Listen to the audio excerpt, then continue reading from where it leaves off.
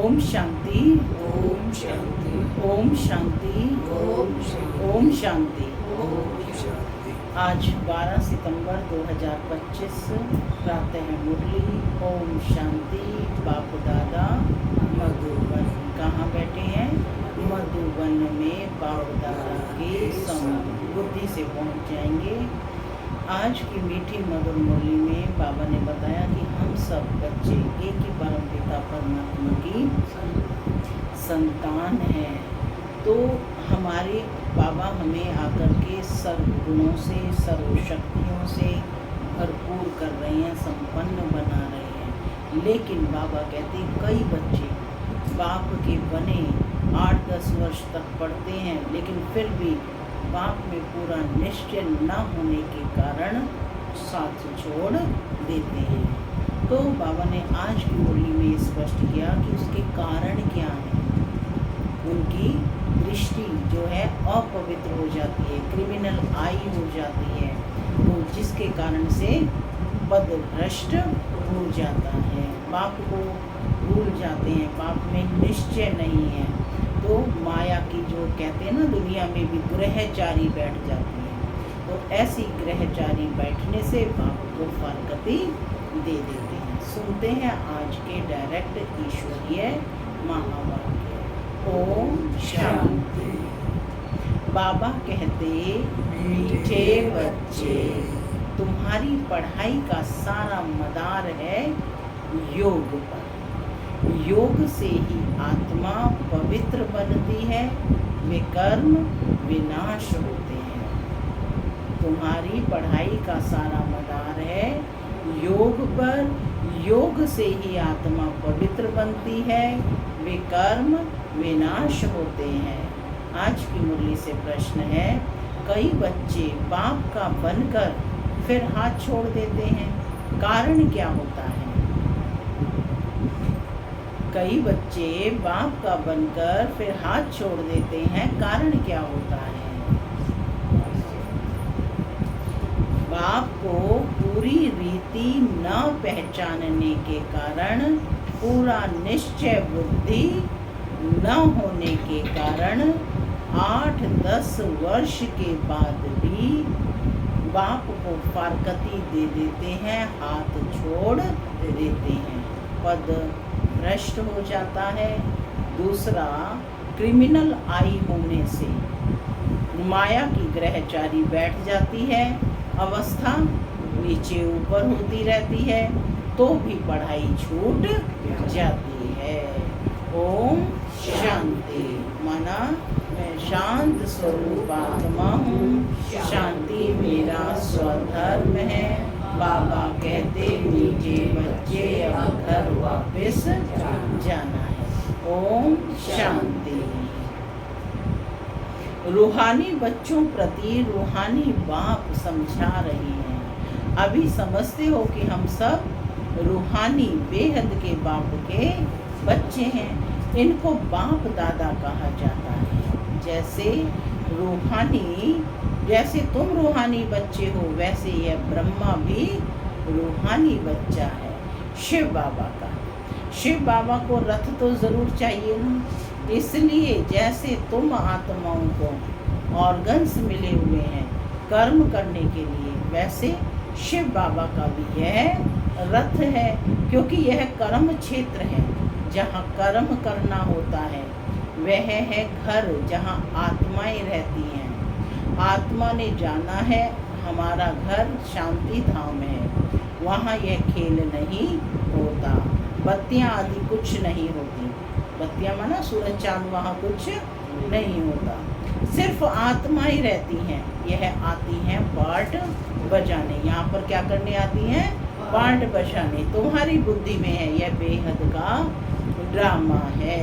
जो एक्टर्स हैं उन्हों की एक्ट शुरू से लेकर अंत तक तुम बच्चे नंबरवार पुरुषार्थ अनुसार जानते हो। यहाँ कोई साधु संत आदि नहीं समझाते हैं। यहाँ हम बेहद बच्चे, बेहद के बाप के पास बैठे। यहाँ सब बच्चे हैं, और किसके पास बैठे हैं? बेहद के बाप के पास बैठे। यहाँ कोई साधु संत नहीं है। बाबा कहते हैं कि अब तुमको वापस घर जाना है तो पवित्र जरूर बनना है आत्मा को। ऐसे नहीं कि शरीर भी यहाँ पवित्र बनना है, नहीं। आत्मा पवित्र बनती है, शरीर तो पवित्र तब बने जब पांचों तत्व भी सतो प्रधान हो। अब तुम्हारी आत्मा पुरुषार्थ कर पावन बन रही है। वहाँ आत्मा और शरीर दोनों पवित्र होते हैं, यहाँ नहीं हो सकते। आत्मा पवित्र बन जाती है तो फिर पुराना शरीर छोड़ती है, फिर नए तत्वों से नए शरीर बनते हैं। तुम जानते हो हमारी आत्मा बेहद के बाप को याद करती है व नहीं करती है, यह तो हर एक को अपने आप से पूछना है। पढ़ाई का सारा मदार है योग पर। पढ़ाई तो सहज है, समझ गए हैं कि चक्र कैसे फिरता है। मुख्य है ही याद की यात्रा। यह अंदर गुप्त है, देखने में थोड़े ही आता है। बाबा नहीं कह सकते कि यह बहुत याद करते हैं व कम। हाँ, ज्ञान के लिए बता सकेंगे कि यह ज्ञान में बहुत तीखा है। याद तो कुछ देखने में नहीं आता, ज्ञान मुख से बोला जाता है। याद तो है अजपा जाप। जाप अक्षर भक्ति मार्ग का है। जाप माना कोई का नाम जपना। यहाँ तो आत्मा को अपने बाप को याद करना है। तुम जानते हो हम बाप को याद करते करते पवित्र बनते बनते मुक्ति धाम शांति धाम में जाकर पहुँचेंगे। ऐसे नहीं कि ड्रामा से मुक्त हो जाएंगे। मुक्ति का अर्थ है दुख से मुक्त हो। मुक्ति का अर्थ क्या है? दुख से मुक्त हो, शांति धाम में जाए, फिर सुख धाम में आएंगे। पवित्र जो बनते हैं वह सुख भोगते हैं। अपवित्र मनुष्य उन्हों की खिदमत करते हैं। पवित्र की महिमा है, इसमें ही मेहनत है। आंखें बड़ा धोखा देती हैं, गिर पड़ते हैं। नीचे ऊपर तो सबको होना पड़ता है, ग्रहचारी सबको लगती है।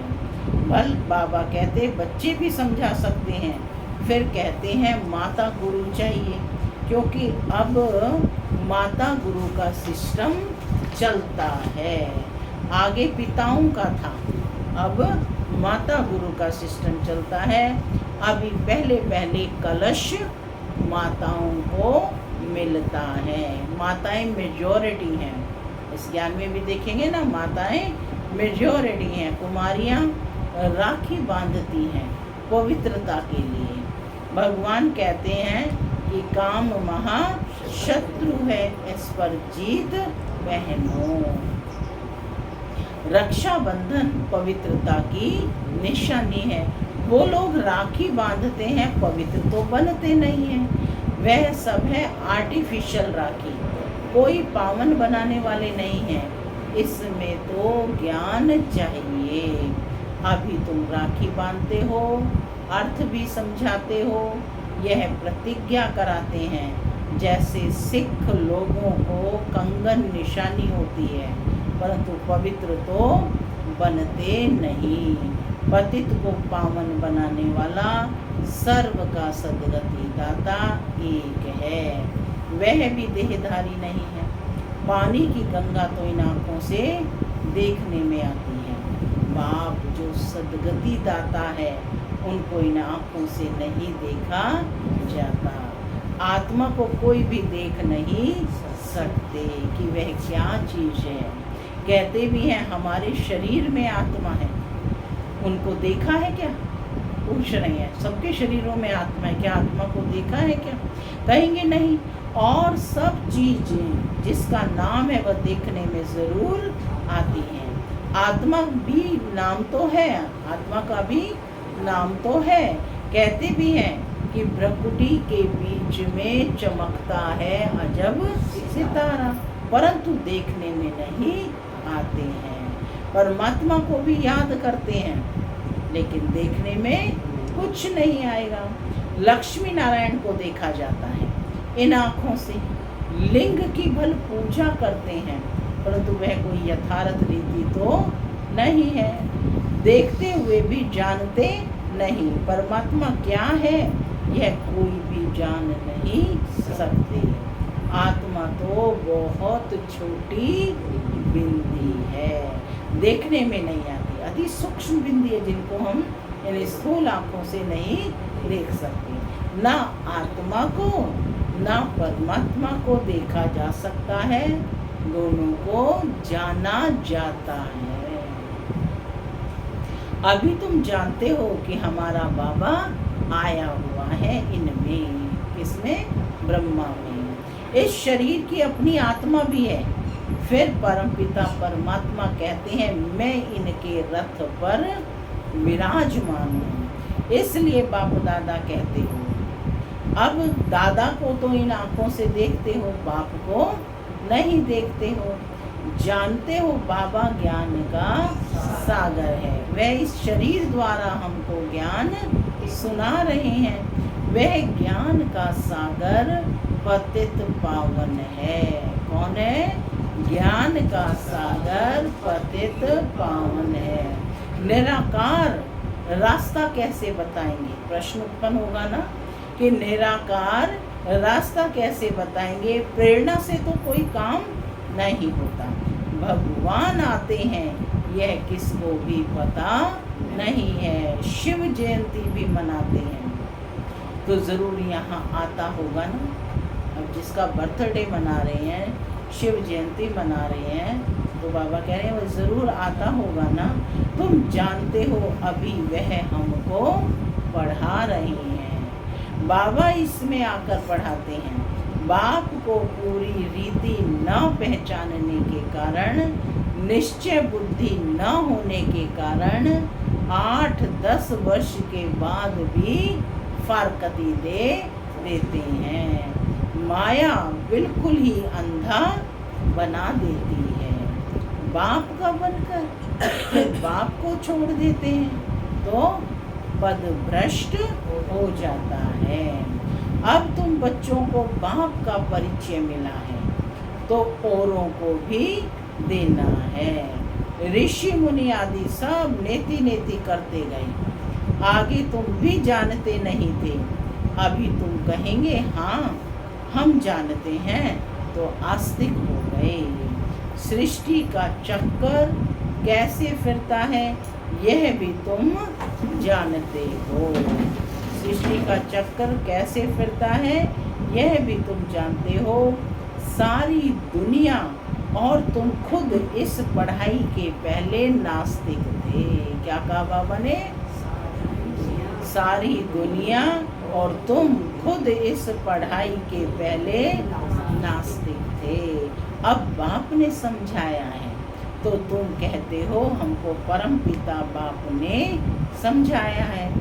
परम पिता परमात्मा बाप ने समझाया है, आस्तिक बनाया है।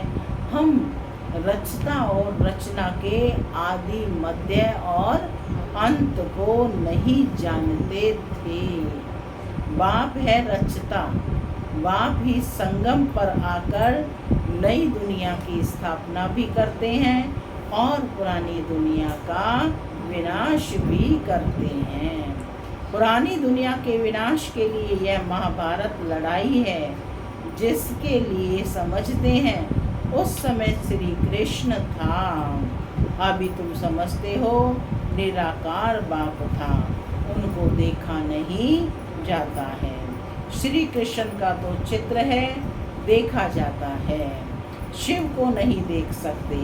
श्री कृष्ण तो है सतयुग का प्रिंस। कौन है श्री कृष्ण? सतयुग का प्रिंस। वही फीचर्स फिर हो ना सके। श्री कृष्ण भी कब कैसे आया यह भी कोई नहीं जानते। श्री कृष्ण को कंस की जेल में दिखाते हैं। कंस सतयुग में था क्या? यह हो कैसे सकता? कंस असुर को कहा जाता है। इस समय सारी आसुरी संप्रदाय है, एक दो को मारते काटते रहते हैं। दैवी दुनिया थी ये भूल गए हैं। ईश्वरीय दैवी दुनिया ईश्वर ने स्थापन की, यह भी तुम्हारी बुद्धि में है। नंबरवार पुरुषार्थ अनुसार अभी तुम हो ईश्वरीय परिवार, फिर वहाँ होंगे दैवी परिवार। इस समय ईश्वर तुमको लायक बनाते हैं स्वर्ग का देवी देवता बनाने के लिए। किसके लिए लायक बना रहे हैं? स्वर्ग के देवी देवता बनाने के लिए बाप तुमको पढ़ा रहे हैं। इस संगम युग को कोई भी नहीं जानते, कोई भी शास्त्र में इस पुरुषोत्तम युग की बात नहीं है। पुरुषोत्तम युग अर्थात जहाँ पुरुषोत्तम बनना होता है, सतयुग को कहेंगे पुरुषोत्तम युग। इस समय तो मनुष्य पुरुषोत्तम नहीं है, इनको तो कनिष्ठ तमो प्रधान कहेंगे। यह सब बातें सिवाय तुम ब्राह्मणों के और कोई नहीं समझ सकते। बाप कहते हैं यह है आसुरी भ्रष्टाचारी दुनिया। सतयुग में ऐसा कोई वातावरण नहीं होता। वह थी श्रेष्ठाचारी दुनिया, उन्हों के चित्र हैं। बरोबर यह श्रेष्ठाचारी दुनिया के मालिक थे, भारत के राजाएं होकर गए हैं, जो पूजे जाते हैं। पूज्य पवित्र थे, जो ही फिर पुजारी बने। पुजारी भक्ति मार्ग को, पूज्य ज्ञान मार्ग को कहा जाता है। पूज्य सो पुजारी, पुजारी फिर पूज्य कैसे बनते हैं, यह भी तुम इस समय जानते हो। इस दुनिया में पूज्य एक भी हो ना सके। पूज्य परम पिता परमात्मा और देवताओं को ही कहा जाता है। परम पिता परमात्मा सबका पूज्य है, सब धर्म वाले उनकी पूजा करते हैं। ऐसे बाप का जन्म यहाँ ही गाया जाता है, भारत भूमि में ही भगवान का जन्म होता है। शिव जयंती है ना, परंतु मनुष्यों को कुछ भी पता नहीं है कि उनका जन्म भारत में होता है। आजकल तो शिव जयंती की हॉलीडे भी नहीं करते हैं। जयंती मनाओ ना मनाओ तुम्हारी मर्जी, ऑफिशियल हॉलीडे नहीं है। जो शिव जयंती को नहीं मानते हैं वह तो अपने काम पर चले जाते हैं।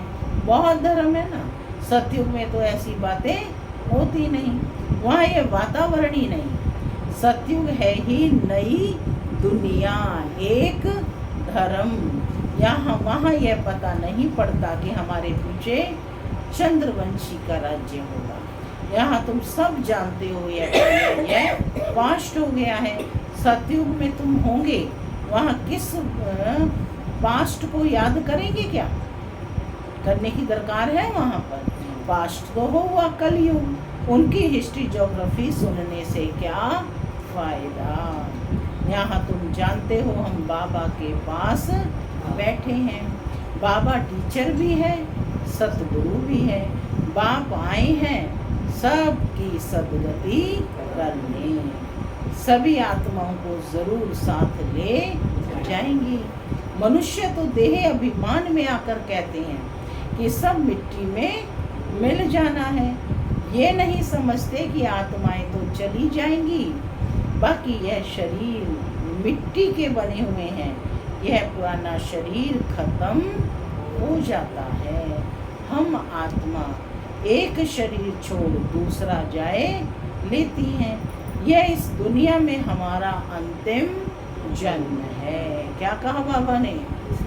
हमारा अंतिम जन्म है। सब पतित हैं, सदैव पावन तो कोई रह नहीं सकते। सतो प्रधान, सतो रजो तमो होते ही हैं। वो लोग तो कह देते सब ईश्वर के ही रूप हैं। ईश्वर ने अपने अनेक रूप बनाए हैं खेल पाल करने के लिए, ऐसा कहते हैं ना दुनिया में। हिसाब किताब कुछ नहीं जानते, ना खेल पाल करने वाले को जानते हैं, बाप ही बैठकर वर्ल्ड की हिस्ट्री ज्योग्राफी समझाते हैं। खेल में हर एक का पार्ट अलग अलग है, सबका पोजीशन अलग अलग है। जो जैसा पोजीशन वाला होता है उनकी महिमा होती है। यह सब बातें बाप संगम पर ही समझाते हैं। सतयुग में फिर सतयुग का पार्ट चलेगा, वहाँ यह सब बातें नहीं होंगी। यहाँ तुमको सृष्टि चक्र का ज्ञान बुद्धि में फिरता रहता है। तुम्हारा नाम ही है, क्या नाम है? स्वदर्शन चक्रधारी। लक्ष्मी नारायण का तो थोड़े ही सुदर्शन चक्र दिया जाता है। यह है ही यहाँ के मूल वतन में सिर्फ आत्माएं रहती हैं, सूक्ष्म वतन में कुछ नहीं है। मनुष्य, जानवर, पशु पक्षी आदि सब यहाँ होते हैं। सतयुग में मोर आदि दिखाते हैं। ऐसे नहीं कि वहाँ मोर के पंख निकाल पहनते हैं, मोर को थोड़े ही दुख देंगे। ऐसे भी नहीं मोर का गिरा हुआ पंख ताज में लगाएंगे, नहीं, ताज में झूठी निशानी दे दी है। वहाँ सब खूबसूरत चीजें होती हैं। गंदी कोई चीज का नाम निशान नहीं है। ऐसी कोई चीज नहीं होती जिसको देख कर घृणा आए। यहाँ तो घृणा आती है ना। वहाँ जानवरों को भी दुख नहीं होता। क्या कहा बाबा ने? सतयुग कितना फर्स्ट क्लास होगा।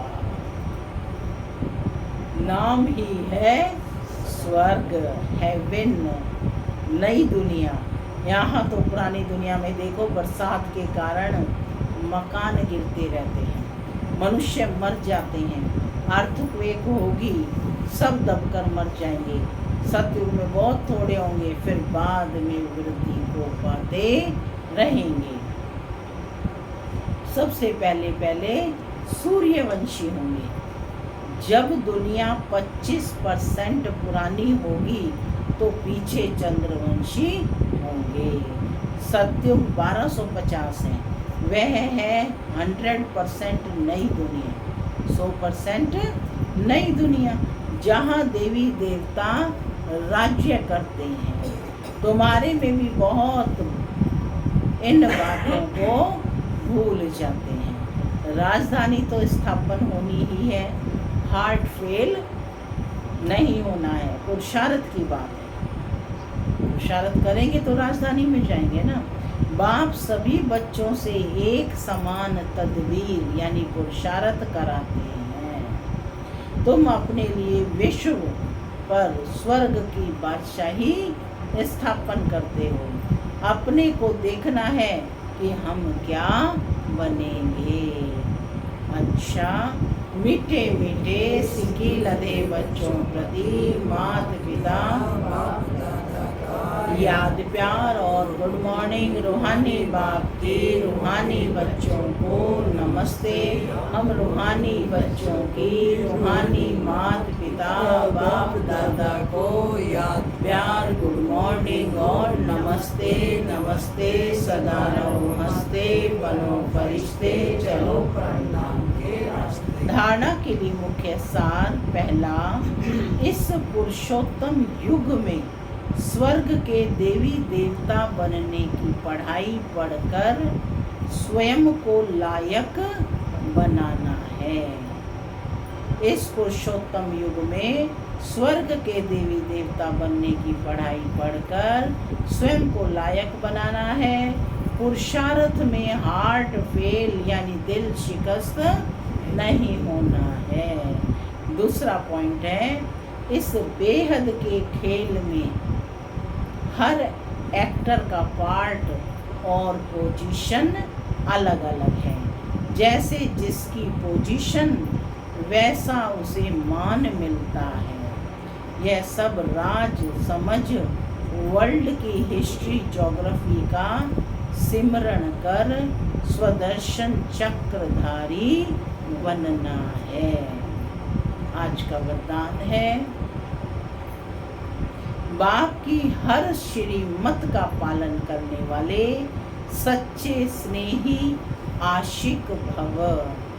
बाप की हर श्रीमत का पालन करने वाले सच्चे स्नेही आशिक भव। जो बच्चे सदा एक बाप के स्नेह में लवलीन रहते हैं उन्हें बाप का हर बोल प्यारा लगता है।